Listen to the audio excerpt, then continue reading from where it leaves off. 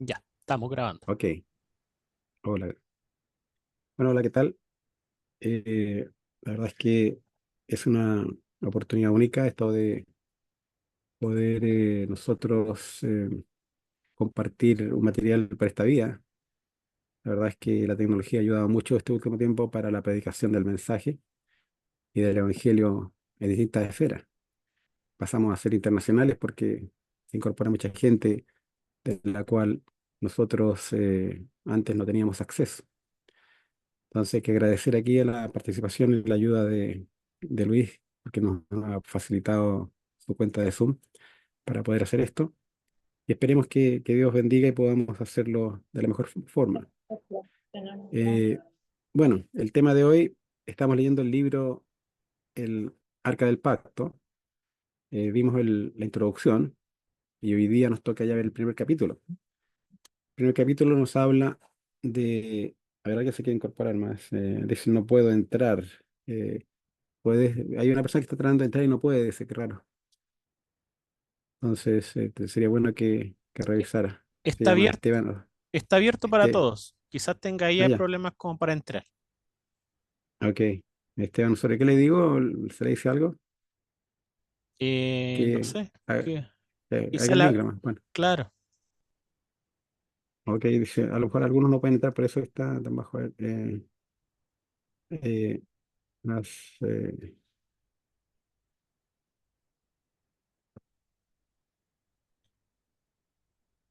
ok.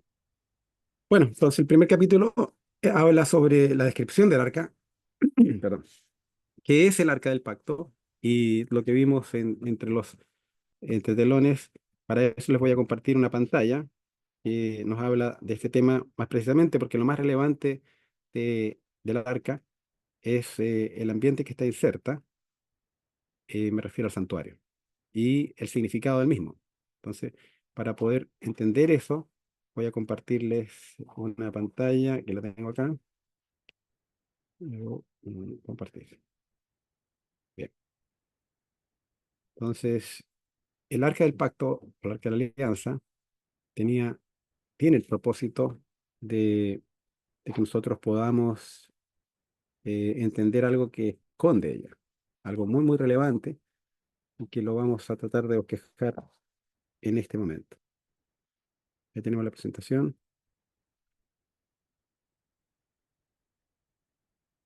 Perdón, algo pasó aquí. Mm, mm, Se me salta, a ver. No, voy a tener que devolverme hasta donde lo tenía entonces. Hay algo raro acá que está pasando.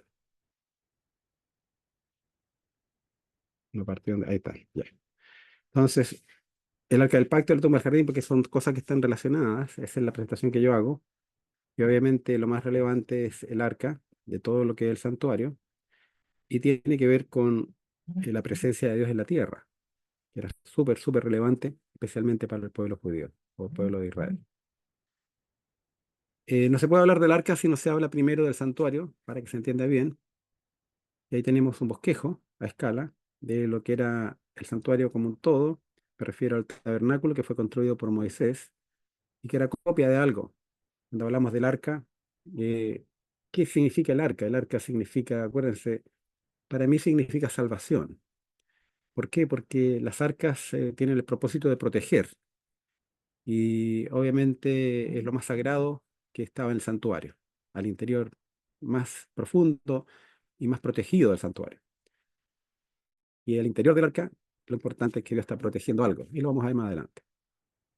Entonces, digamos, ahí entonces oficiaba el sumo sacerdote todos los años. Una vez al año entraba al lugar santísimo, pero todo el tiempo estaba oficiando en el lugar santo, donde se encuentran distintos utensilios, y al final todos estos utensilios, incluso el sacerdote mismo, representa a nuestro Salvador, a Cristo mismo. Pero el sacerdote tenía que ser descendiente del linaje de Abraham, y a Cristo no le correspondía ese linaje, por eso que él tiene otro tipo de sacerdocio más universal. Y se habla en la Biblia del sacerdocio de él que corresponde al rey de Salem o a Melquisedec. Sigamos. Ahí tenemos el sumo sacerdote, que tenía una vestimenta especial, que ustedes pueden haber visto en el libro, con el pectoral que tenía sagrado, con el Urim y Tumim, donde Dios se comunicaba con la gente a través de aceptación o negación. El lado derecho, cuando se encendía, era porque Dios aceptaba o lo que se Ay, les pedía, y el lado izquierdo era cuando Dios rechazaba alguna sugerencia. Tenemos que Cristo en realidad es nuestro sumo sacerdote. Ahí lo traté de identificar poniéndole cicatrices en sus manos. Él es nuestro sumo sacerdote que está hoy día oficiando por nosotros en el cielo, el santuario más importante, que es el que fue el original, que fue creado en el cielo y que no tiene registro de origen porque es del tiempo de la eternidad, dice la Biblia. Él es nuestro sumo sacerdote y que está intercediendo por nosotros en este momento, porque entró al lugar santísimo, donde está rodeado con los ángeles, y está en la presencia de Dios ofreciendo su sangre por la salvación, para la salvación nuestra. Ahí lo tenemos, desde otro ángulo.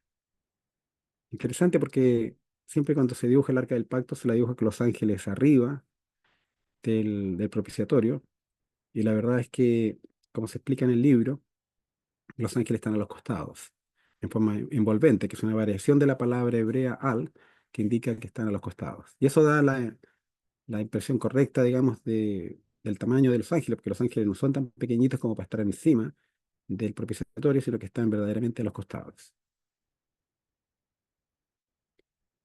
También el cordero, que se sacrificaba, ¿cierto?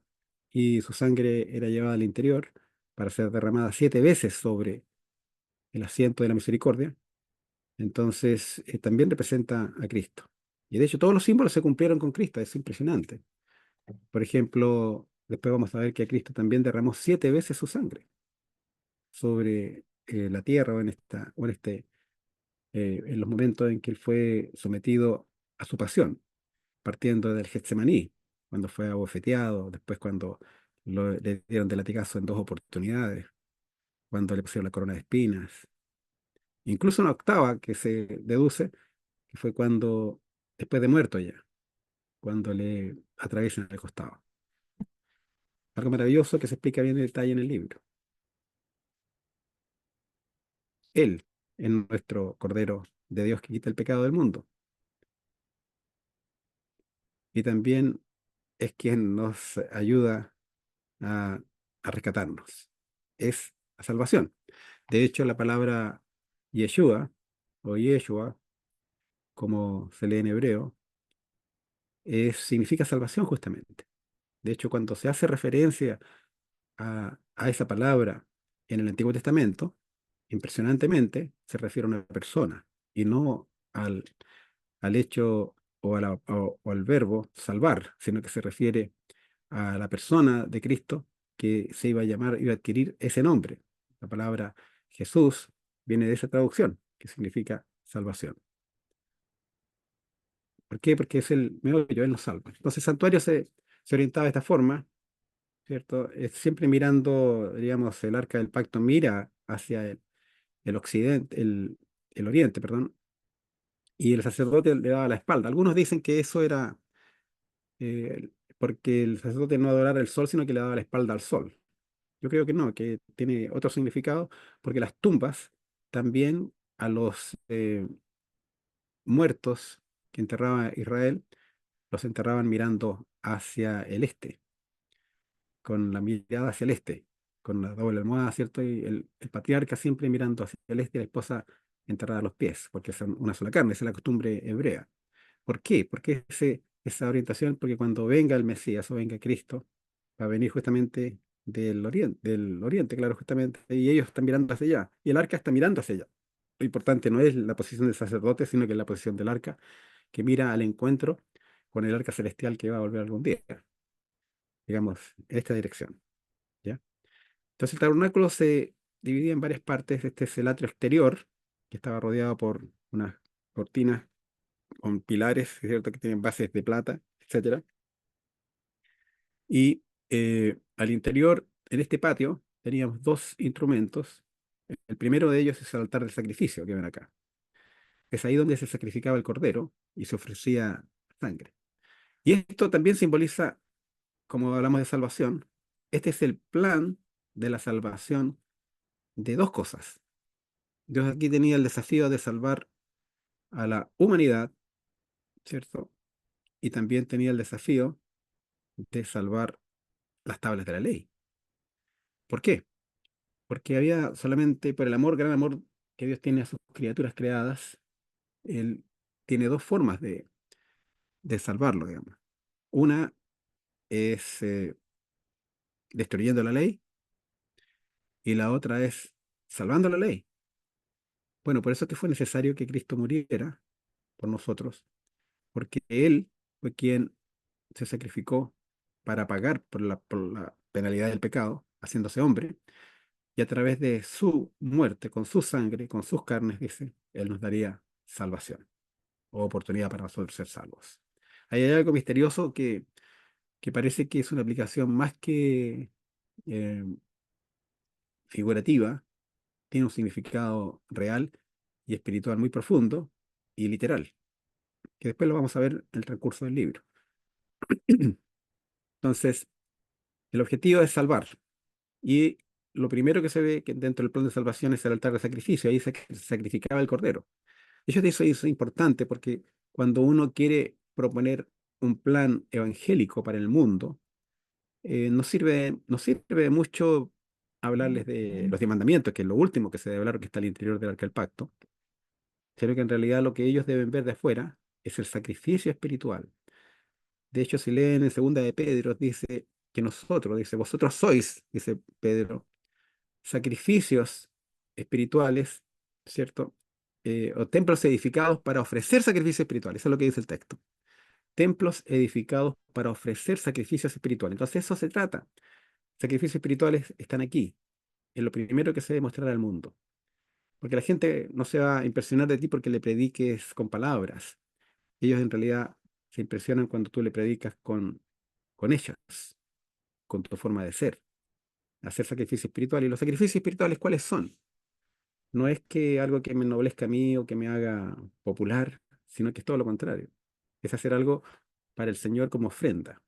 Es decir, por ejemplo, un sacrificio espiritual podría ser el atender a una persona que no tiene por dónde agradecerme. Por eso que Cristo dice, el que se preocupa de los huérfanos, de las viudas, ¿cierto? Que no espera recibir nada a cambio y lo hace por amor a Dios, ese es un sacrificio espiritual.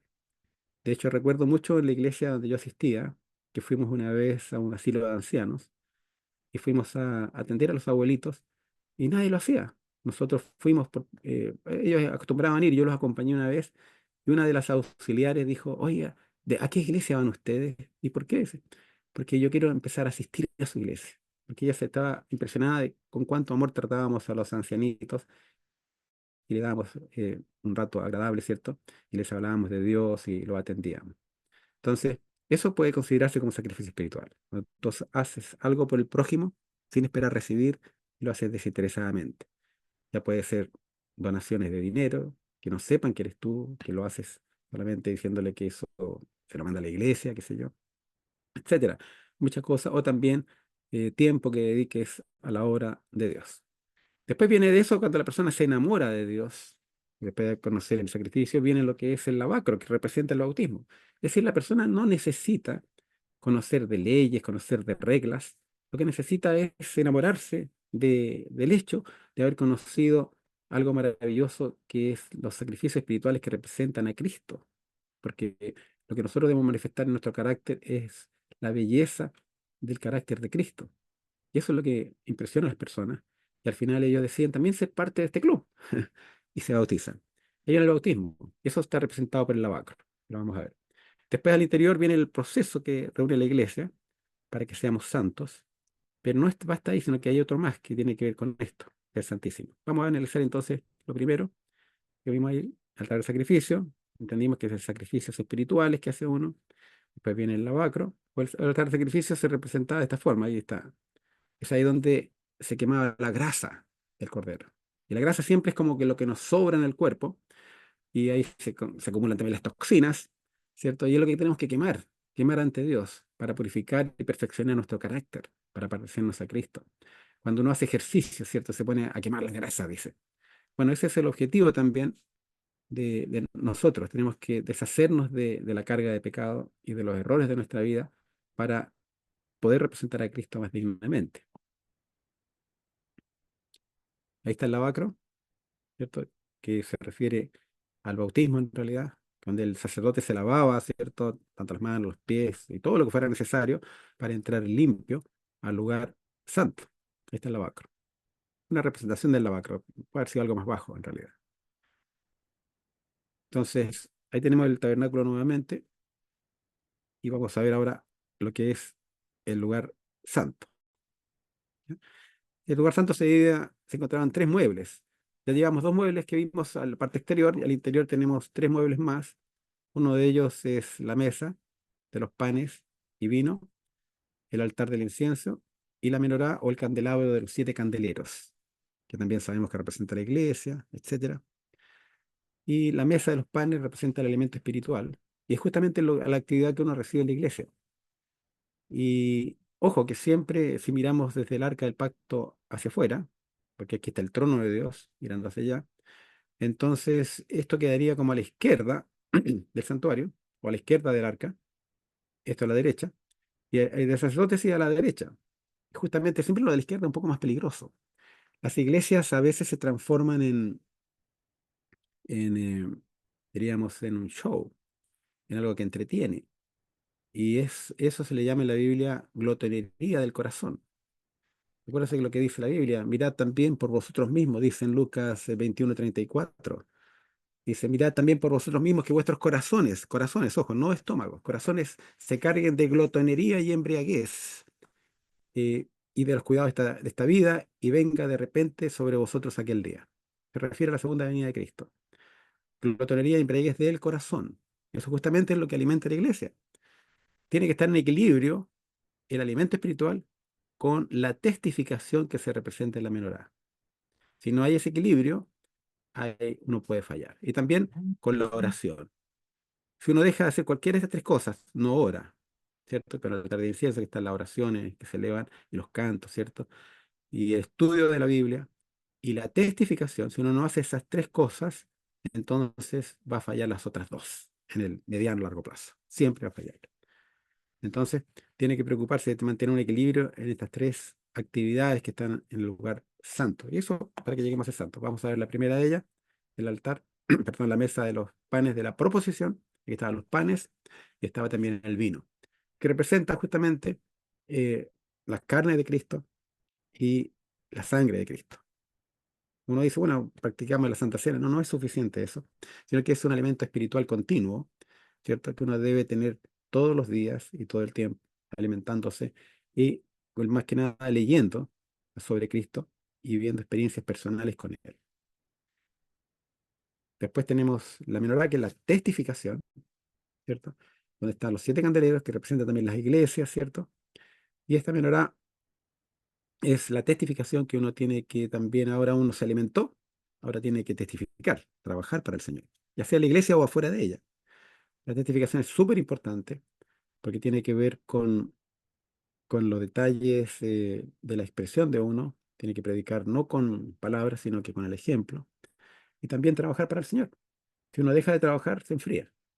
Es súper importante que uno mantenga equilibrio en estas cosas. Si yo voy a entrenarme para hacer, correr una maratón, no puedo solamente alimentarme bien, alimentarme, tengo que entrenar también. Si no entreno y no corro maratones personales o hago un entrenamiento riguroso, llega el día de la carrera, voy a ser un obeso, voy a estar gordito y sin haber entrenado. Me alimenté bien, pero no me sirvió de nada. Tenía que haber entrenado, practicado. Y si practico y entreno mucho, lo que le pasa también a muchos pastores, ellos trabajan mucho para el Señor, pero se alimentan poco. Dejan de recibir consejos, dejan de ellos escuchar un sermón, dejan de estudiar, sino que se ponen a trabajar y gastan todo su tiempo trabajando y no se alimentan, también le va a ir mal. Va a correr la carrera y va a estar débil porque está subalimentado. Entonces, por eso hay que mantener un equilibrio en estas dos cosas. Y lo otro, el altar del sacrificio, o del incienso, perdón, del incienso que representa las oraciones y los cantos y todo que sube como olor agradable al Señor porque Él recibe la oración de la persona que está en sintonía con Él, ¿cierto? No es, si la persona no está guardando los otros principios, es muy difícil que Dios lo escuche, pero si es una persona consistente, el Señor lo va a escuchar y va a recibirlo de forma agradable, así como lo hizo con Cristo cuando dijo, este es mi hijo amado en quien tengo complacencia. Eso es lo que Dios espera de ti también. Pero eso no es todo. Hay un velo que separa lo santo de lo santísimo, porque Dios no espera que tú seas santo solamente. La santidad se consigue cuando Dios te limpia. Si yo tengo algún objeto, si yo lo limpio, está santo, diríamos. Pero Dios quiere que ese objeto sea como que nunca se hubiese tocado. Ah, no, ahí tenemos un problema, porque nosotros hemos pecado. Pero Dios quiere que seas santísimo. Y para eso tienes que entrar a este lugar santo, ¿cierto? O santísimo, donde se encuentra un mueble que tiene dos cosas. En el final son 7 muebles los que hay. Teníamos afuera, ¿cierto? 2 muebles. Al interior del lugar santo teníamos 3 muebles. Y acá tenemos 2 muebles que constituyen un objeto que se le llama el arca del pacto. Porque está compuesto de, como vemos ahí, un cofre de madera de acacia revestido por dentro y por fuera en oro. Ya no es un arca como el arca de Noé, que era calafateada por dentro y por fuera con brea, o el arca de los junquillos que hizo la mamá de Moisés para salvar también a su hijo, sino que tenemos un arca de oro o de madera, calafateada o bañada en oro por dentro y por fuera, que contiene los 10 mandamientos. Y también tenemos el trono de la misericordia, o asiento de la misericordia o propiciatorio, que representa el trono de Dios. Interesante porque Dios dice que en ese trono, dice al que venciere, yo le haré que se siente conmigo en mi trono. Es decir, tú te sentarás acá cuando venciéremos, te vas a sentar, obviamente Cristo está al lado derecho del trono, tú al lado izquierdo, y aquí está la presencia de Dios Padre y también quizás el Espíritu Santo ahí. Entonces, tenemos acceso a eso. Vamos a sentarnos algún día en ese trono. Imagínense que algo maravilloso. Y obviamente los 10 mandamientos que están ahí para ser salvados. Y la forma de salvar los 10 mandamientos es que Cristo derramó su sangre, figurativamente y también literalmente, sobre el asiento de la misericordia. Es decir, ¿cuál es el pacto que hay aquí? Porque se habla de pacto. El pacto son las leyes, ¿cierto? Pero también el pacto de Dios de ayudarnos a guardar esas leyes. Porque el hombre en sí es incapaz de guardar la ley, sino tiene el poder del Espíritu Santo conferido para que lo pueda hacer. Entonces, el pacto es ese, que Dios, aquí está la justificación por la fe. En el fondo, Dios te va a proveer del poder para que tú puedas observar estos 10 mandamientos. Esa es la promesa. Ahí tenemos cómo se levanta este trono. Yo hice un video muy lindo donde lo pueden ver en YouTube, después les puedo mandar el link, donde se ve también el arca que dibujé yo, digamos, en 3D, y se ve el trono, ¿cierto? Que sería este, donde tenemos ángeles que tienen barba, que no lo esperábamos, los ángeles de esa forma, pero esa es la forma como lo veían los antiguos. Tienen un gorro, un báculo que también les sirve de apoyo. Entonces, y también esta ala yo la hice más grande para que tocara el fondo acá, de manera que también sirve de apoyo. Y tiene, obviamente, el cofre con los 10 mandamientos en su interior, que también, para sorpresa mía, dice muchas cosas que son erradas dentro de la interpretación moderna. Una de ellas es que creíamos que los querubines estaban arriba del arca, algo que ya descubrimos estábamos equivocados. Segundo, las tablas de ley yo las dibujaba siempre grandes. Siempre cuando vemos películas vemos dos piedras gigantes. Y de acuerdo con lo que testigos presenciales de lo que contaba Ronald Wyatt, dice él que no, que eran del tamaño como pequeñas, del tamaño de de la palma, dice, que cabían en la mano, en las manos de una persona, y que tienen obviamente unas eh, bisagras de oro y cuales se pliegan. También lo dibujé yo, lo tengo ahí en una presentación en YouTube también. Ahora dije, ¿y por qué tan pequeña? Me llamó la atención. Y en el fondo, porque es algo personal, pienso yo. Los 10 mandamientos tiene que ser algo que que uno debe estar en condiciones de guardarlo y hacer lo propio.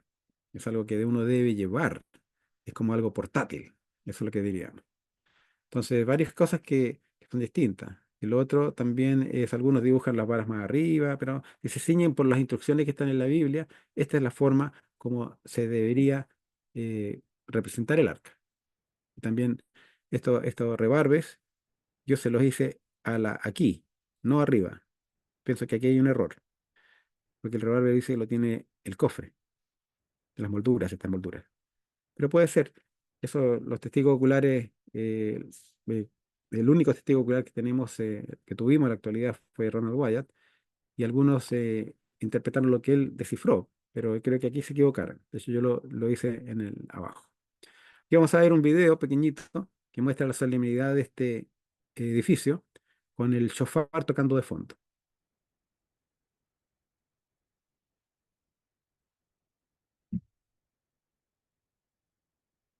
A las tribus rodeando este lugar santísimo y santo, el tabernáculo. Vamos a ver el altar del incienso, del sacrificio, perdón, donde donde se sacrificaba el cordero, el lavacro.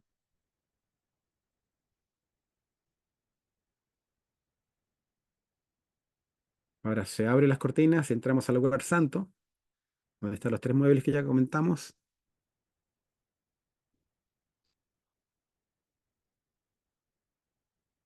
la mesa de los panes y el vino, el altar del incienso y la menorá.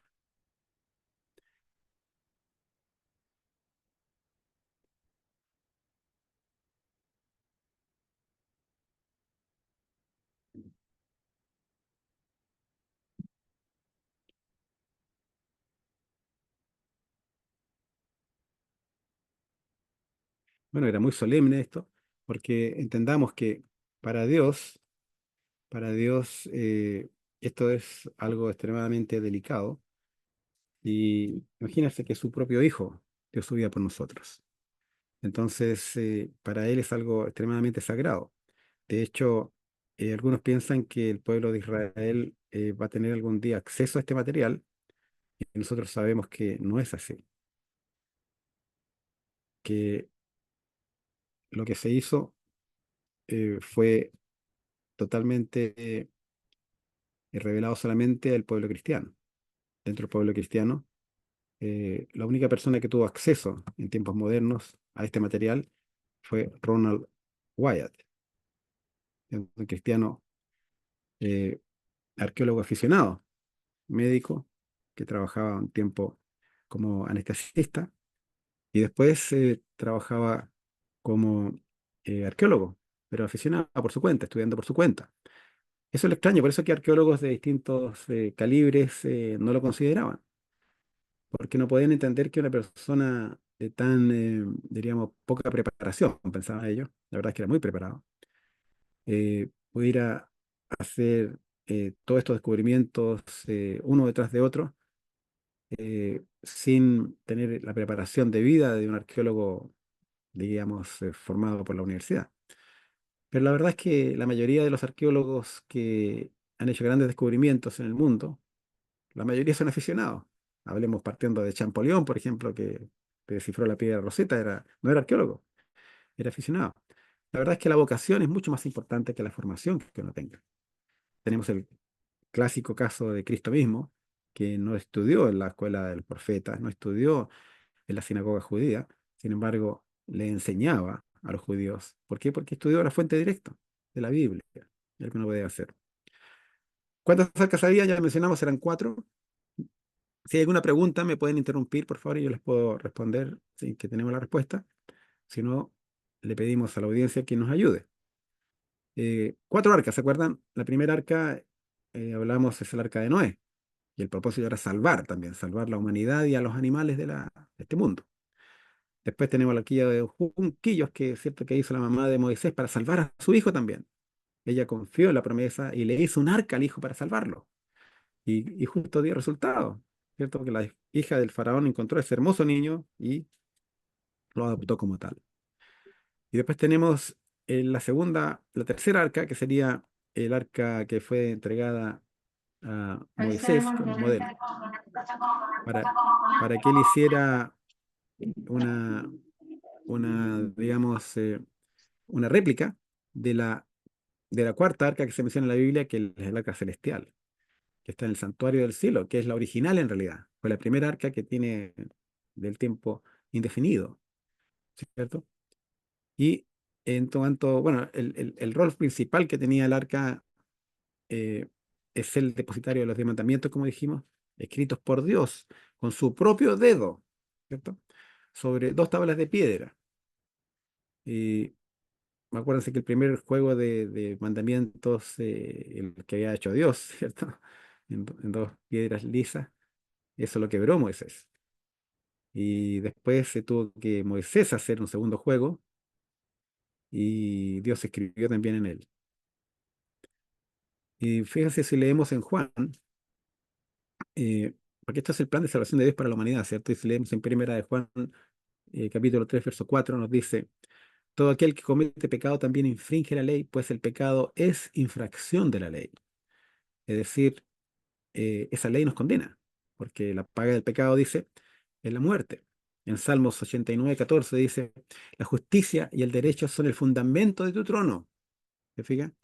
La misericordia y la verdad van delante de tu rostro. Ahí es donde se juntan las dos cosas justamente en el trono, en el arca. Se junta lo que es la,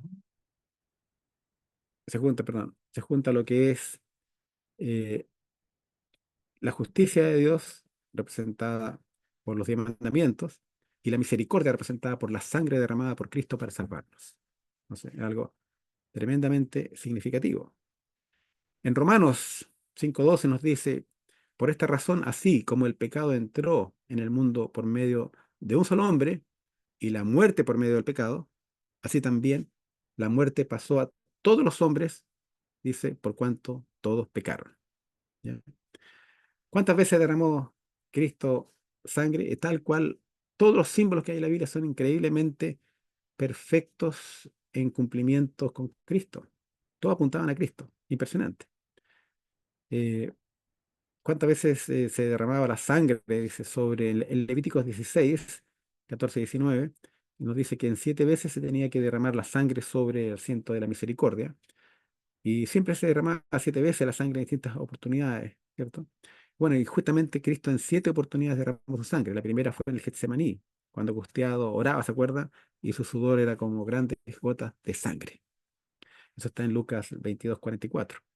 También está cuando fue abofeteado por el alguacil del sumo sacerdote, Anás. Está en Juan 18:22. Después, la tercera vez fue después de ser acusado de blasfemia ante el sumo sacerdote Caifás, donde le propinaron de puñetazos. En Marcos 14:65 sale eso. Después, la cuarta oportunidad fue cuando lo azotaron a latigazos la primera vez. La quinta oportunidad fue cuando le pusieron en la cabeza la corona de espinas.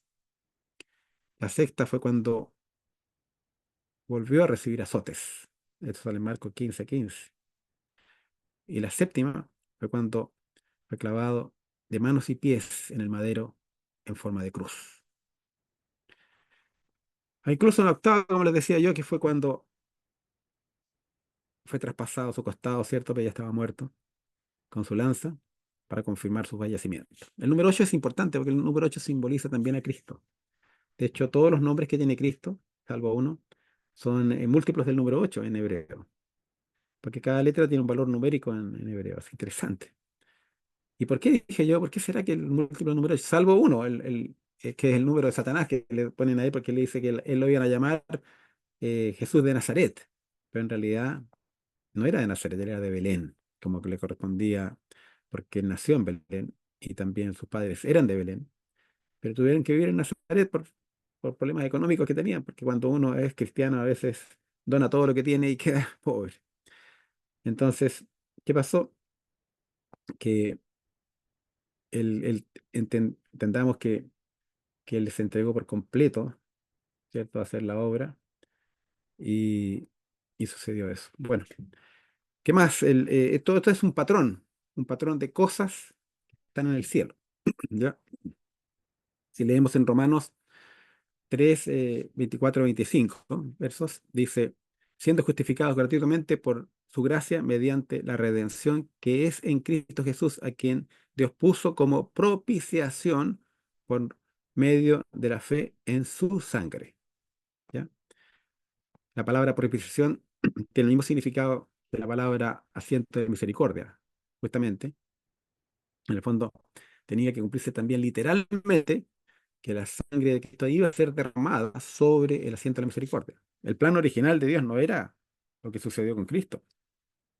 El plan original era que Cristo viniera a esta tierra y voluntariamente diera su vida, ¿cierto? El sumo sacerdote lo degollara, ¿cierto? Entregara su sangre y fuese a cumplir el rito como estaba propuesto por los símbolos del Cordero.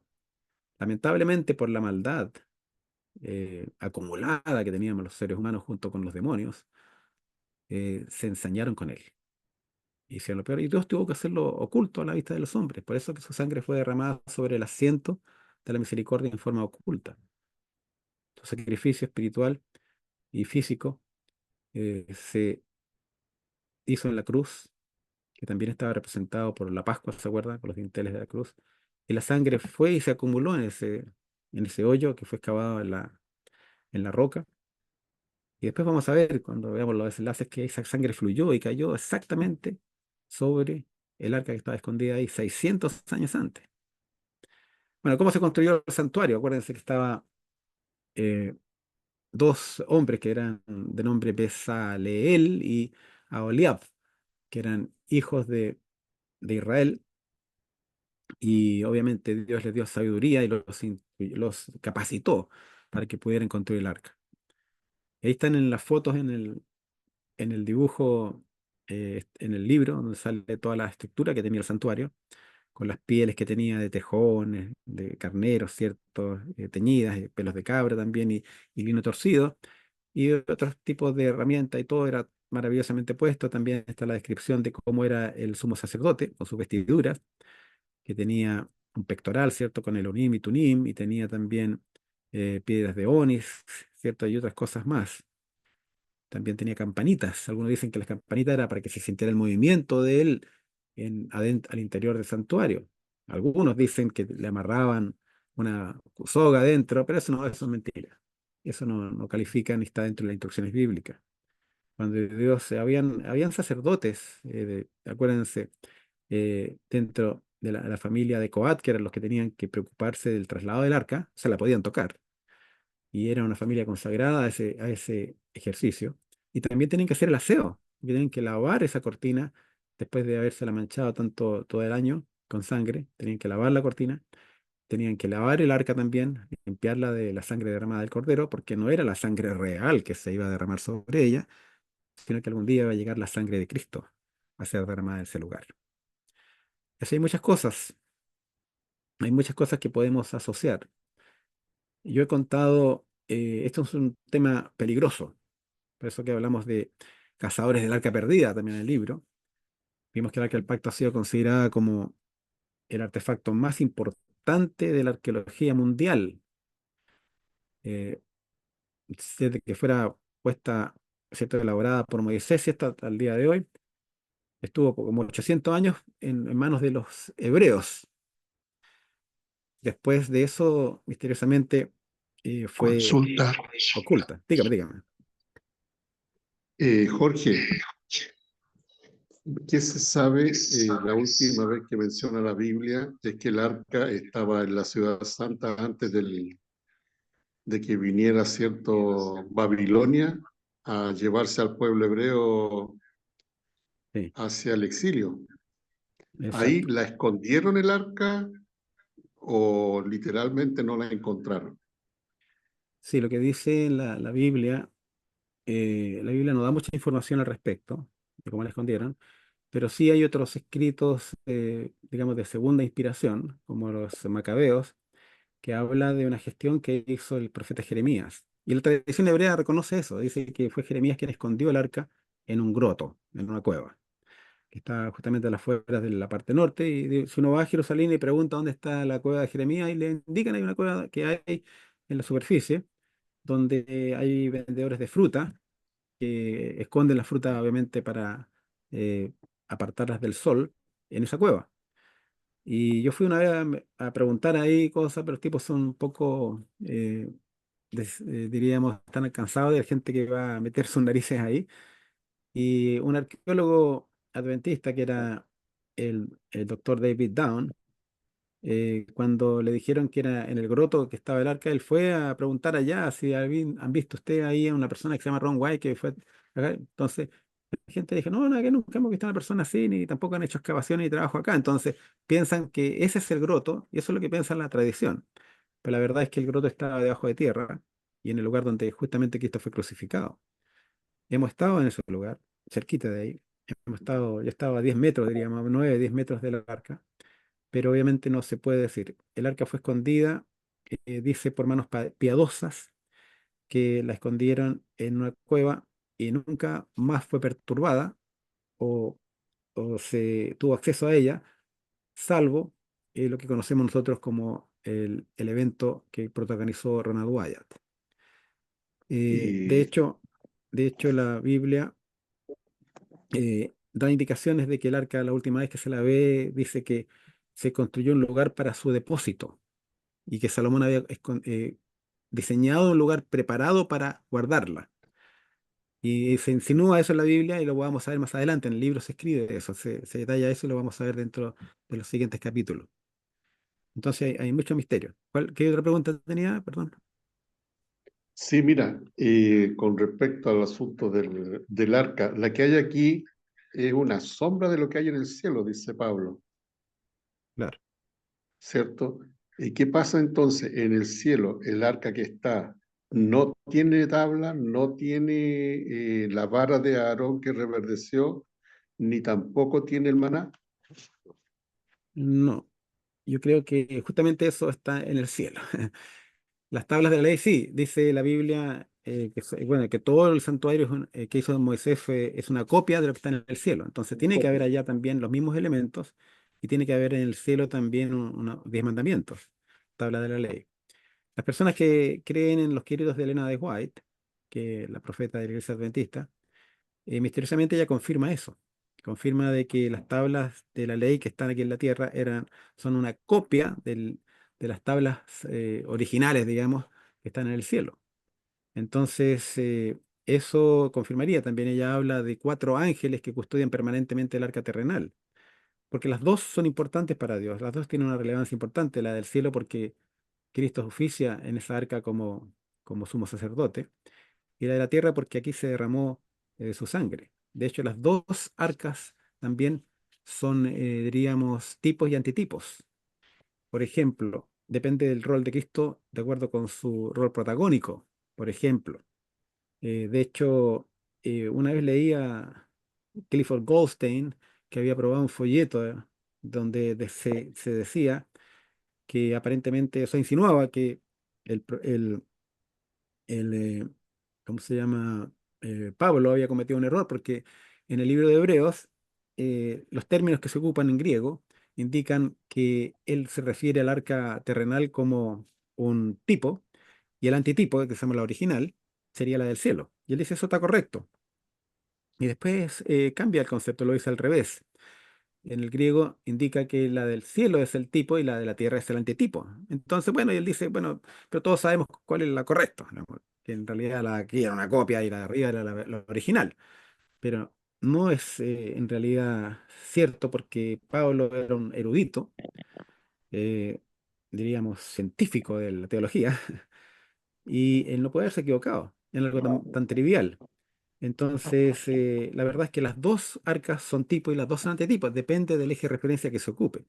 Si tú ocupas el eje de referencia como Cristo como sumo sacerdote, obviamente la de la tierra no corresponde, sino que era un símbolo, y la del cielo es la que corresponde, porque Cristo es sumo sacerdote, pero universal, estamos hablando por la línea del rey En la Melquisedec, orden de ¿cierto? De Salem. Melquisedec, correcto.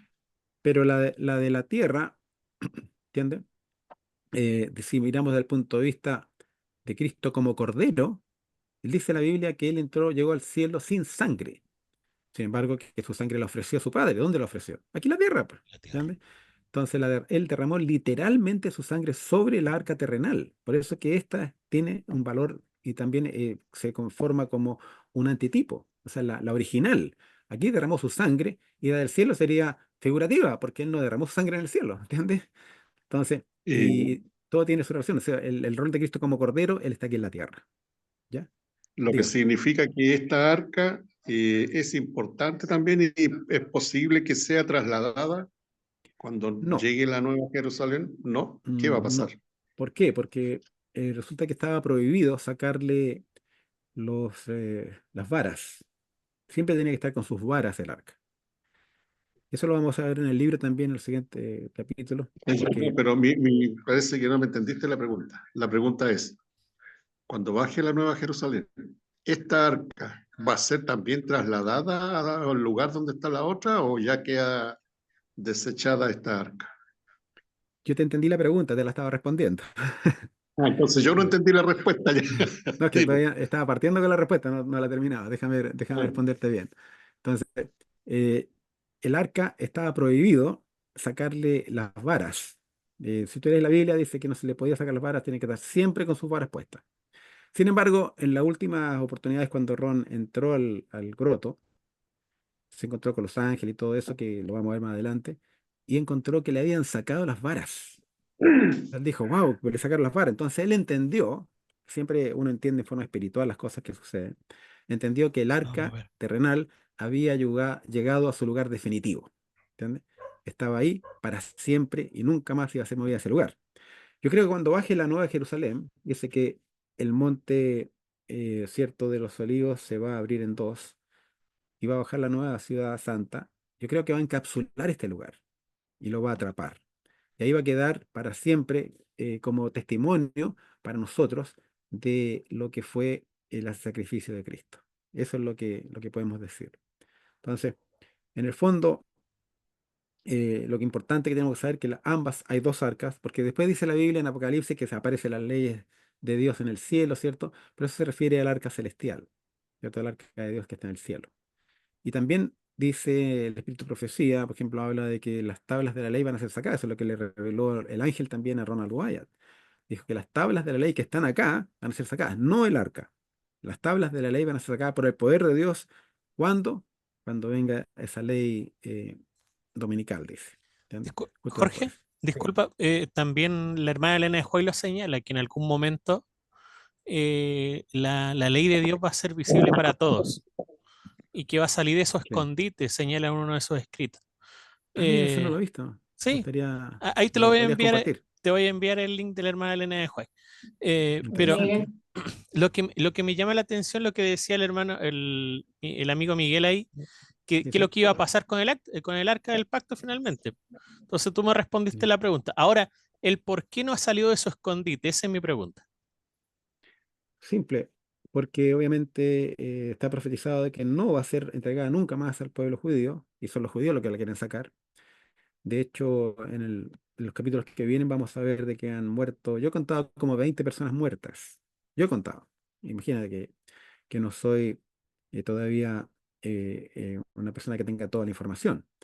Yo contaba como 20 personas muertas, y de los cuales, por ejemplo, 6 fueron judíos sacerdotes, que los nombraron como sacerdotes, lo ungieron, le pusieron doble canal, se metieron al lugar donde Ron Wyatt había indicado, sin que él estuviera ahí, porque si no él le habría dicho que no lo hicieran, lo hicieron de forma imprudente para sacar el arca, y a los pocos metros de haber entrado al túnel, ellos dieron terribles gritos de espanto y cayeron muertos. Cuando llega Ron Wyatt y se presenta, él les dice, si les puedo ayudar en algo, dice, entonces las autoridades le confiesan el error que habían cometido y le piden si él puede ir a ver qué pasó con estas personas. Entonces él se metió y sacó los 6 cuerpos arrastrándolos hacia afuera. A él no le pasó nada. Y murieron de daño masivo cerebral, muy parecido como murió también Tutankamón, que es una de las personas muertas que también yo contabilizo dentro de los 20. Tutankamón fue el hijo del faraón que murió en la plaga del ángel, la última plaga de Egipto. Ese faraón, de esto, esto está todo, eh, diríamos, thoroughly en inglés, profundamente demostrado, y tienen toda la información, pero la tienen escondida en Egipto. Debajo de una de las pirámides ahí, tienen un museo donde está toda la vida de José y todo lo que hizo en Egipto.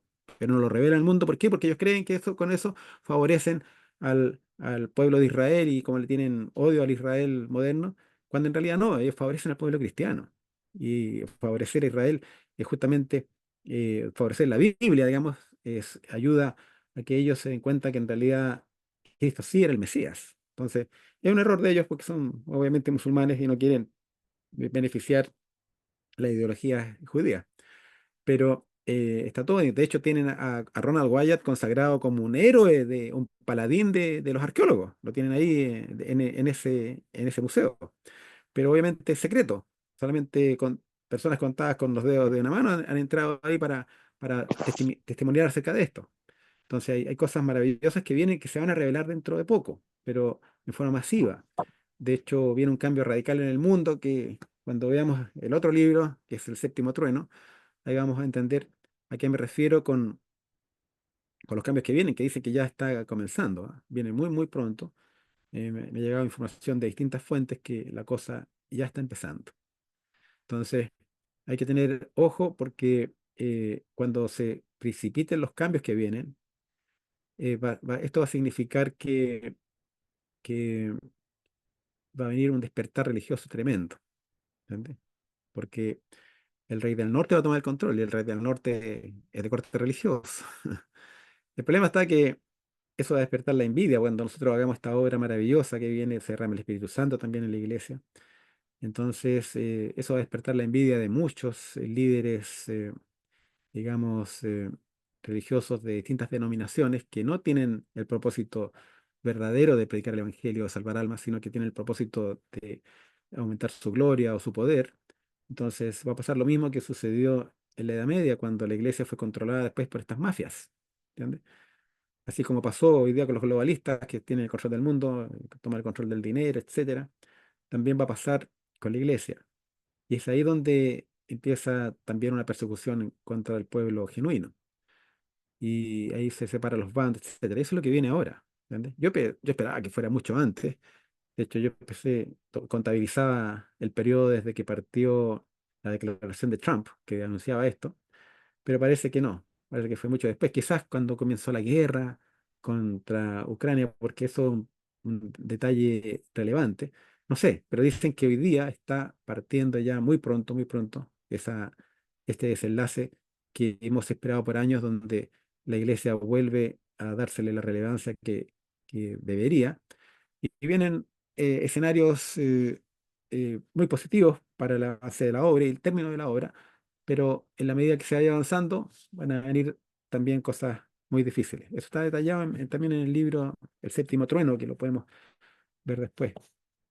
No sé si hay alguna otra pregunta, porque en realidad le estaba hablando de Tutankamón, porque dice que el arca es un asunto peligroso. Eh, yo he contado, como le dije, 20 personas muertas. Dentro de ellos está también Usa. ¿Te acuerdan? Usa, el que extendió su mano y tocó el arca y fue pulverizado. De hecho, por eso que algunos hablan, como Eric von Däniken, dice que el arca es una especie de condensador eléctrico, ¿cierto? Por el hecho de tener una placa separada por dos placas, o sea, dos placas aisladas por madera al interior, pero no, porque están conectadas, porque está toda la arca forrada, no se comporta como un condensador. También está el caso de en Bet Semes, que más de 70 hombres judíos que se alinearon para mirar en su interior murieron por su irreverencia. Solamente por mirar al interior del arca murieron estas personas. Antiguamente estaba, obviamente, en el arca, como decía Miguel, estaba lo que es la vara de Aarón, estaba también eh, la, el maná, una vasija con maná, y los 10 mandamientos. Pero después habla la Biblia, al final menciona de que no, que lo vamos a ver después también, que solamente se encuentran los 10 mandamientos y nada más. Entonces yo creo que eso fue llevado al cielo. ¿Por qué? Porque también hay cosas que deben ser consideradas en el cielo. Y pienso que eso fue llevado para el arca celestial. Y también dentro de los rollos que está al lado del arca hay un cubículo que tiene los rollos en perfecto estado de conservación, impresionante, de cuero. Son la ley de Moisés, donde están los, eh, los 4 libros hablamos del Éxodo, el Número, Deuteronomio, eh, Levítico y Deuteronomio, pero no está el Génesis. También yo creo que el Génesis fue llevado al cielo, porque el Génesis obviamente es de carácter universal. Los otros 4 libros eran para el pueblo de Israel, y esta arca terrenal era para el pueblo de Israel. Entonces también los 10 mandamientos, pero en la copia, pero lo otro como es también universal, el maná, que representa a Cristo, y también la vara de Aarón, que simboliza un milagro del sacerdocio. Entonces también fue llevado al cielo, pienso yo. Eso es lo que puedo afirmar, digamos, dada las evidencias de por qué no se encontró en la tierra. Entonces es un asunto peligroso también el arca, que tiene que ver con muchos esfuerzos. Tenemos dicen que Hitler también estaba buscando el arca. Pensaban que le iba a dar una especie de poder especial a ellos. También hablamos de Benito Mussolini. Benito Mussolini dice que incluso, dado que habían rumores de que esta arca estaba en Etiopía, como muchos creen, él también hizo una campaña de ataque o de control de Etiopía, pero el arca pudo eludirlo porque no la encontró. Y bueno, allá también la deben haber escondido porque sabían de alguna manera, pero no es el arca real, sino que es una réplica de lo que ellos creen que es el arca, y ellos la sacan ocasionalmente y la muestran. Y dicen, hay una fábula y leyendas que Salomón cuando conoció a la mujer, a la reina de Saba, tuvo un hijo con ella, dicen, y que ella, el hijo después se lleva el arca, pero son cosas que son invenciones históricas, y quizás con el propósito de confundir a los arqueólogos para que anden buscando el arca en el lugar equivocado. De hecho, hay libros también que mencionan, da la impresión que dijera que el arca está en el Monte Nebo también, y hay arqueólogos que lo andaban buscando allá. El mismo David Down la estaba buscando allá, y otros arqueólogos que yo conocí estaban buscando el arca allá porque no tomaban ni siquiera en cuenta a Ronald Wyatt. Y hay cosas de ese tipo que suceden. Entonces, tenemos que eh, a ver, ¿qué más le puedo decir? A ver, ¿se acuerdan que ninguno podía tocar el arca salvo los sacerdotes asignados, que eran de la familia de Coat, un levita, Coat? Eso está en Números capítulo 4, verso 15. Eh, Aun cuando, ¿se acuerdan que usted le pasó a Usa que tocó el arca? Uno dice, ¿por qué? Si lo que quería era salvar el arca, ¿por qué Dios fue tan drástico con él y lo mató? La verdad es que primero se cometieron 2 errores. El arca no se podía transportar en carretas como la llevaba David. Uno tiene que ser a veces delicado con las cosas de Dios y seguir las reglas. Dios dice que se haga de una forma, de esa forma debe hacerse. Cuando Cristo fue a bautizarse, y Juan el Bautista le dice, pero ¿cómo? Él no era digno de desatar el calzado de la sandalia, ¿cierto? Y además lo iba a bautizar él a Cristo. Entonces Cristo le responde y le dice, es necesario cumplir con toda justicia, o sea, cumplir con las reglas.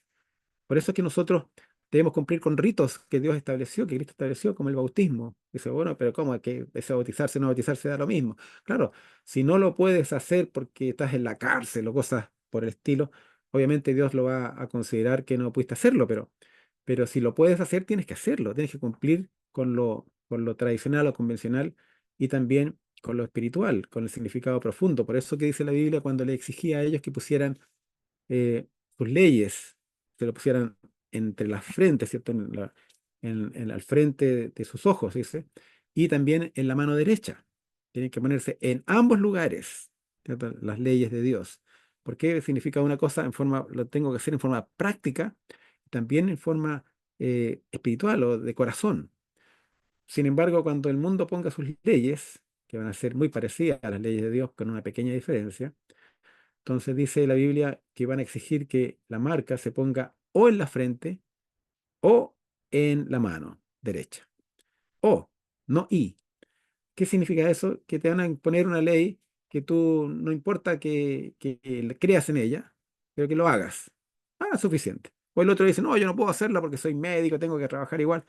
pero ¿crees? Sí, sí creo. Ah, entonces está bien. Te van a exigir una o la otra. Pero no, Dios te exige ambas cosas. Uno debe guardar las reglas. Y a veces es difícil porque hay reglas que a uno le parecen medias absurdas o medias difíciles de guardar. O a veces uno dice, no, ¿por qué lo va a dar el diezmo a la iglesia? Si el diezmo es para... yo sé que la iglesia hace un mal uso, pero la verdad es que Dios no tiene que cumplir. Cristo cumplía con todos los ritos y con todas las reglas, a pesar de que no le gustara. Es verdad que a veces es difícil cumplir con reglas, pero Cristo tenía un ladrón dentro de los discípulos y, y sabía él que robaba, sin embargo nunca lo criticó y lo acusó y lo dejó porque sabía, había que dejarlo. ¿Entiendes? Y lamentablemente uno tiene que confiar en Dios. Dios no necesita el dinero. Cuando Él mandó a los discípulos, hoy día razonaba en eso yo. Dice, si uno se dedicara a trabajar para Dios, el Señor va a proveer, entregar todo lo necesario. El caso de los discípulos, cuando Él mandó a los 70 discípulos, les dijo que no llevaran nada puesto, ni alforja, ni dinero, ninguna cosa, ni muda de ropa, nada. Y lo lograron y volvieron contando maravillas. Tuvieron donde quedarse, no les faltó comida, no les faltó ropa, ¿cierto? Y volvieron contando maravillas de cómo Dios los había tratado. Porque si tenemos un patrón que es Dios, ¿qué mejor patrón que ese? Entonces eso es lo Jorge, que uno entiende, ¿sí? Jorge, Dígame. tú sabes que me encanta este tema y lo hemos dialogado muchas veces por WhatsApp nosotros. Yo lo que sé es que Ron Wyatt hizo la grabación, él entró a esta cueva, ¿no es cierto? Sí, Pero la grabación que se tiene es súper difusa. Eh, pero se conocen, lo que yo sé, sigo una página de Ron Wyatt en Facebook en donde señala de que hay videos y que esos videos van a ser sí, mostrados en algún momento sí. y que está mucho más claro cómo es el arca. Perfectamente claro. Claro, ¿usted lo ha visto en algún momento, Jorge? No, porque Ronald Wyatt, bueno, eso lo vamos a ver más adelante también dentro del libro, en la lectura. Te lo voy a adelantar un poco. Ya, Ron Wyatt, después de haber entrado muchas veces al lugar, eh, fue a Israel, preparó una grabadora con un trípode que llevaba para grabar y todo eso, en un video, en V8, y se metió al lugar. Grande fue su sorpresa cuando se encontró que estaba todo iluminado adentro. Entonces, ¿qué pasó aquí? Entra y ve a 4 personas trabajando al interior. Habían sacado todos los escombros y ordenado los muebles en su posición correcta en esa cueva. Y los tipos, él dice que no sabía en qué estado estaba, dice, porque se sentía como flotando, digamos, en una especie de visión. Y después dice que le dicen que prepare el video, lo ponga ahí a grabar. Y él entonces obedece y lo pone a grabar. Y llegan estas 4 personas y se levantan, se ponen uno en cada esquina del arca, estos 4 seres que sabemos que eran ángeles, y levantan el propiciatorio y le dicen que él saque las tablas de la ley. ¿Ya? Él no fue tonto como, como diríamos, Zacarías, que no obedeció al ángel, ¿te acuerdas? Dijo, pero ¿cómo va a hacer eso? ¿Ya? Y porque él sabiendo la historia de Abraham, que su esposa siendo vieja tuvo un hijo, y si el ángel está diciendo que va a tener un hijo, entonces no lo cuestione. Entonces él dijo, bueno, él dijo, pensó y dijo que el arca no se puede tocar, dijo, eh, porque sabía lo que significaba tocar el arca y morir. Pues entonces él dice él que confió en esa sangre que estaba sobre el asiento de la misericordia, que lo iba a cubrir de sus pecados. Y obedeció y sacó las tablas de la ley, se las pasó al ángel. El ángel las tomó y las guardó en un nicho especial que hay ahí en la cueva, es un lugar especial. Y le dijo que le contó sobre las profecías de lo que viene, que los voy a contar después que leamos el libro, y, y le, y le dice que obviamente estos secretos no lo puede revelar nadie, que ya, perfecto. Entonces, y le agregó muchas cosas, le agregó muchas cosas más. Y él se fue al hotel y lo primero que hizo a ver si había grabado bien, porque antes siempre salían las fotos difusas, borrosas, porque no era el propósito de Dios todavía. Entonces lo pone, claro, dice que grabó perfecto. Entonces dice que como estaba muy enfermo, se sintió indigno y incapaz de darle protección a ese video, entonces volvió al lugar y le dice que no se siente preparado como para darle protección a ese video. Entonces el ángel sonriente toma el video y lo deja al lado de los 10 mandamientos. Entonces de ahí que Ron Wyatt decía que, y le dijeron que si él era fiel, iba a ser parte de este descubrimiento cuando se hiciera público. Entonces de ahí él empezó a decir que él quería ser parte de este descubrimiento. A mí me parecía extraña esas declaraciones que él hacía. ¿Por qué? Porque de acuerdo con las profecías del espíritu de profecía, indican de que Dios tiene un tiempo determinado, va a ser, no, uno no va a ser parte de nada si Dios dice cuándo, de lo que yo sabía. Pero después me di cuenta, ¿no? Que él murió, ¿entiendes? Pero cuando salga el video va a ser parte de este descubrimiento, cuando se haga público. Porque está el video al lado de los mandamientos y ahí va a quedar todo el testimonio. Y yo creo que tanto la ley, los mandamientos, como ese video van a salir a la luz pública. Y lo otro es la sangre de Cristo, que tiene propiedades especiales. Son tres cosas que son, una es de carácter científico, que es la sangre, ¿entiendes? Entonces, cuando eso salga a la opinión pública y el mundo entero y los científicos puedan ratificar esto, va a ser una verdad, diríamos, inquebrantable. Pero sabemos que a pesar de los milagros que hacía Cristo y de todas esas verdades maravillosas que él revelaba, eh, los judíos no querían creer. Entonces, dice que se va a repetir exactamente lo mismo, a pesar de todas las evidencias que tengamos, partiendo del Arca de Noé, el Cruce del Mar Rojo, Sodoma y Gomorra, todas esas evidencias arqueológicas que son muy, muy potentes y científicamente demostrables. Es impresionante cómo el mal se encarga para distraer las mentes y engañarlos y hacer que ellos rechacen estas verdades. Me ha pasado incluso con gente, como digo, profesional dentro de nuestra iglesia. ¿Entiendes? Yo les hablé, le conté, en el libro se habla de David Down, por ejemplo, o de Clifford Goldstein, que yo he conversado con ellos, participé. ¿Entiendes? Entonces, ahí lo cuenta en el libro también, donde pasaron experiencias especiales, que el Señor me estuvo empujando para eso.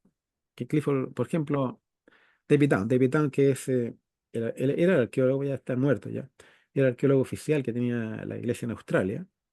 Entonces, él fui a predicar a mi iglesia como 3 veces y en una oportunidad me pide, como yo era el encargado del sonido, así, de la parte tecnológica de la iglesia, entonces me pide si yo le puedo ayudar para unas presentaciones que le iba a hacer en el Opera House en Sydney y le llevara los equipos de Data Show. Claro, ningún problema, le dije. Entonces cuando llego allá, él me dice, ¿cuánto te debo? ¿Te quiero pagar? Me dice algo. Y yo le digo, no, no, ¿cómo se le ocurre? Pero le quiero pedir dos cosas, le dije. Sí, ¿cuáles? Me dice. Que usted me dé 5 minutos de su tiempo y me suscribí a su revista. Si me puede suscribir por un año a su revista gratis, perfecto. Ya, entonces me suscribió, fabuloso. Y después me dice él, ya, pues, ¿qué quieres? Dime, ¿qué quieres? Entonces le pregunté justamente qué opinaba él de los descubrimientos arqueológicos de Ronald Wyatt. Entonces me dice, no, es pura ilusión, pura fantasía, no como un hombre, no hay que ver. Me dice. Entonces le dije, ¿usted ha reparado sobre Sodoma y Gomorra? Le dije. Entonces me dice, sí, da la impresión que fueran ciudades, pero es ilusión, me dice. Entonces yo le digo, bueno, ¿y las bolas de azufre que reparaba? Mire, yo soy ingeniero chileno, le dije yo, y estudié un semestre de geología. Y, y en ese semestre descubrí que el azufre solo se encuentra en forma de cristales de azufre cuando es puro. Hay muchos sulfuros, o sulfuros, pero el azufre se encuentra solamente en forma de cristales de azufre cuando es puro, salvo en áreas volcánicas disuelto. Pero aquí hay una nueva forma, le expliqué el detalle, todo eso, y cuando lo miro estaba con una cara de terror, en serio, de terror, que me llegó a dar miedo así. Asustado, dije, ¿por qué se está? Entonces, bueno, ya gracias, le dije yo y me fui, porque me dio, hasta miedo me dio. Entonces, después que descubrí, claro, que en una revista de publicación interna de la iglesia, la revista Adventista se llama esa, él había hecho declaraciones, en la página final había hecho declaraciones en contra de todos los descubrimientos, tanto como 7, 8 argumentos de por qué esto no podía ser, todos los descubrimientos. Y cada uno de esos argumentos tenían fáciles respuestas. Él había sido varias veces invitado a asistir a las presentaciones de Jonathan Gray, pero nunca fue. ¿Entiendes? Y entonces, si hubiese ido a alguna, se habría dado cuenta que no habría ni siquiera esgrimido esos argumentos, porque esos argumentos tenían fáciles respuestas que él no las escuchó. Entonces, claro, y como es la voz oficial dentro del medio, mucha gente creyó en él. ¿Entiendes? Y eso pasa, lamentablemente. Y así cuando tú tienes algo nuevo, alguna revelación especial, como a mí me ha pasado, entonces la gente empieza eh, a encontrar alguna contradicción y empiezan a atacar. Y nadie se le ocurre preguntar cómo explicas esa contradicción, que yo lo puedo hacer. Entonces, me pasó con el libro Séptimo Trueno, por ejemplo. He tenido varios desencantos porque la gente no quiere escuchar. Entonces, bueno, ¿qué se le va a hacer? Cuando está todo demostrado y se puede confirmar en forma muy, muy especial, a pesar de ciertas supuestas contradicciones. Un muchacho de México, por ejemplo, cuando yo hablo de que la palabra mía sabatón no significa día domingo o primer día de la semana, sino que significa en realidad el primer día de la fiesta del Homer, eso lo demuestro. Entonces de repente unos muchachos de México me dijeron, no, porque aquí se aplica para, fíjate que primero celebran la Pascua y después celebran el Mía Sabatón tiempo después. Bueno, y yo caí en la trampa. Y la verdad es que eso está explicado en el libro y no me he dado cuenta yo. ¿Qué pasó? Que no dice Mía Sabatón, dice Mía Ton Sabatón. Sí, Y Mía Ton Sabatón significa uno de los sábados, de los que venía después, pues. No el sábado el primer día, el Mía Sabatón que es el primer día, sino Mía Ton Sabatón, uno de los sábados, es lo que dice. O sea, ahí hay cosas como esa, entonces. Pero sin embargo ellos quedaron en el error y yo se portaron un poco groseros estos muchachos, entonces los corté de conversar, entonces quedaron convencidos de que yo estoy equivocado, no me interesa mi nombre que sea identificado ni nada de eso, sino que uno tiene que, cuando ve que hay personas que no respetan los... fíjate que el mundo a veces respeta mucho más lo que es el debate que lo que pasa en la iglesia. Me invitaron, por ejemplo, a un debate en un grupo cristiano y, y habló una persona de, le preguntaron sobre, bueno, lo tienen por pedófilo, habló la persona sobre, le preguntaron a qué edad pueden tener sexo las personas. Entonces, él dice, mira, el joven, los muchachos, a los 13 años están sexualmente maduros, ese para aproximadamente. Entonces, pedófilo, ¿qué? Empezaron a atacarlo y no lo dejaron hablar, porque le estaba haciendo solamente la introducción y después iba a explicar, después me consta a mí, porque él lo insinuó después, iba a explicar que en realidad es la madurez biológica, pero la madurez psicológica es otra. Y diferente. un niño no está, entonces, ¿te fijas? Entonces uno dice, ¿cómo cristianos cometen ese error y son tan intolerantes cuando, cuando en realidad deberíamos ser un ejemplo de tolerancia y de amor y de buenas palabras y todo eso y trato hacia nuestro prójimo? Entonces, y más si quieren convertir a un ateo, porque este muchacho era ateo. Y yo quería hablar con él y todo eso, y si no lo dejaban hablar, yo quise defenderlo un poco, explicando, y no me dejaban hablar. Y después se me cortó el teléfono, ¿verdad? ¿Qué cosa? ¿Cómo el diablo interviene? Esa persona entonces odia a los religiosos porque los encuentra unos fanáticos. ¿Te fijas? Entonces, ese tipo de personas lamentablemente se encuentran en el Rey del Norte, porque es por eso que yo también lo llamo la abominación desoladora, porque tiene la característica de ser intolerante, ¿entiendes? Que es lo que vimos en la Iglesia Católica cuando empezó a matar a diestra y siniestra, ¿entiendes? En la Edad Media. Entonces, lamentablemente es así. No sé si hay alguna otra pregunta, porque ya nos pasamos de la hora. Sí. Eh, les agradezco, bueno, mucho por el momento. Deberíamos haber partido con una oración, no lo hicimos, pero igual estaba orando antes para que el Señor hiciera su obra. No sé si hay algún pedido o algo que quisieran compartir. Está la oportunidad de hacerlo. Jorge, lo último, bueno, yo de bueno, en un retiro espiritual, yo conocí a Jorge en Constitución aquí en Chile y nos mostró con hechos todos los descubrimientos de Ron Wyatt, ¿ya? Entonces, somos muchos adventistas que creemos en este arqueólogo, que no era arqueólogo tampoco, era un aficionado, pero que el Señor de alguna u otra forma dio luz a este hombre para poder darnos y comunicar lo que había acontecido en tiempos pasados. Me gustó mucho un momento que Jorge en un retiro espiritual nos presentó las piedras de azufre. ¿Te acuerdas, Jorge?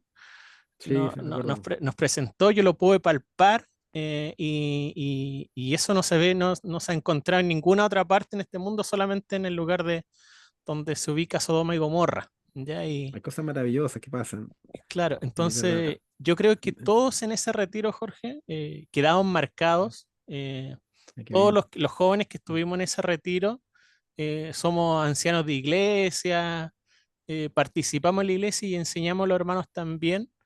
Y cada vez que me preguntan sobre el arca del pacto y todo este asunto, yo siempre le digo, oye, busquen video de Ron Wyatt. En su último momento él también fue adventista y se Bien, bautizó también. sí. Y el Señor le mostró grandes cosas a este hombre. Hay cosas maravillosas que a veces parece que no se cumplieran y tienen una explicación y digamos, un matiz más profundo. Por ejemplo, un muchacho de la iglesia fue a Egipto, estaba trabajando en Egipto. Yo le invité para que participara de esta reunión, no sé si participará, y estaba allá y me dijo, quería ir él a Nueva, donde fue el cruce del Mar Rojo.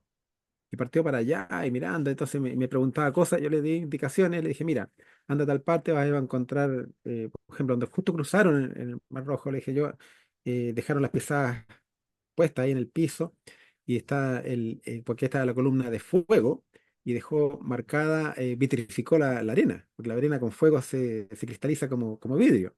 Entonces anda a ver ese lugar, perfecto, partió para allá y llegó a otro lugar, pues, no tan al sur. Entonces llegó y dijo, mira, aquí está esto, dije, no, esto. No, le dije yo, eso debe ser como los restos que quedaron del puerto que había ahí, porque este era un puerto también egipcio, y que hay arena ahí como está como en cemento, así que la mezcla que ellos hacían.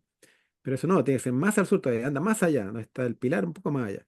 Entonces llegó y fue para allá, y, oh, Jorge, sí, es verdad, aquí están las huellas, está todo en vitrificado, totalmente convertido en vidrio abajo. Y se veían las pisadas también, estaba maravillado. Entonces, te fijas, a veces la persona que, que pide luz se le bloquea. Y a veces la persona que es más, diríamos, o hace un esfuerzo adicional y confía en Dios y le pide luz, el Señor se le manifiesta. A mí me pasó cuando estos Amén. mexicanos, por ejemplo, me contradijeron y yo empecé a investigar y descubrí que tenían razón. ¿Entiendes? ¡Wow! Entonces tenían razón. Y después oré, y me acuerdo de rodillas, y dije, Señor, no entiendo cómo tú me revelaste esto y ahora veo que no se cumple, que hay una contradicción. Entonces empiezo a buscar el texto nuevamente y lo leo en griego y me doy cuenta que está equivocado. Era una trampa. Y además la respuesta la tenía en el propio libro. Yo lo había escrito, pero uno escribe el libro, fue inspirado nomás, uno dice, pero después uno mismo se olvida. Y entonces uno tiene que volver a estudiarlo. Me acuerdo que Elena de White, una vez leyendo algo, decía que ya una tarde estuvieron leyendo el conflicto de los siglos por varias horas. Y dije, pero ¿cómo? Si ella lo escribió, ¿por qué está leyéndolo? Es que uno también lo necesita. Uno se escribe inspirado si Dios te inspira a escribir algo. Después tú mismo tienes que ser estudioso de eso que escribiste, porque no es que algo se quede para siempre y tú descubres cosas y revetes nuevos dentro, dentro de esa enseñanza. No sé si hay alguna pregunta, alguien que quiera profundizar sobre algún tema para terminar, hacer algún pedido. Te voy a hacer la consulta, pero después, Jorge, a la otra, porque ya es muy tarde. Bueno, como quiera. O hágala al tiro nomás, la respondemos rápido o la preparamos para la respuesta para la Ya. próxima vez. Entonces, leyendo el libro de Jueces, me parece que fue por el asunto de los sacerdotes, como estabas hablando tú, ¿Ya? se le quitó a la tribu de Leví el sacerdocio, que fue ¿Ya? el último, ¿cierto? Que fue el que educó a Samuel. De Samuel era de la tribu de Leví, Samuel Alvita, sí. ¿sí? Fue el último sacerdote de la No, tribu. no.